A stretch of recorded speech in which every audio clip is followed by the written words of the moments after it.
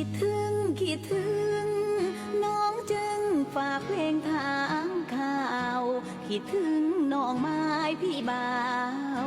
เมื่อคราวต้องห่างกันไกลดึกดื่นเววาแฟนจ๋า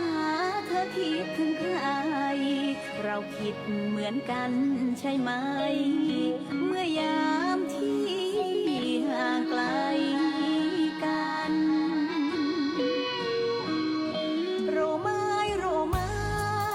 ลมหายใจน้องคือพี่เป็นน้ำหล่อเลี้ยงชีวีไม่มีคิดเปลี่ยนแปรพัน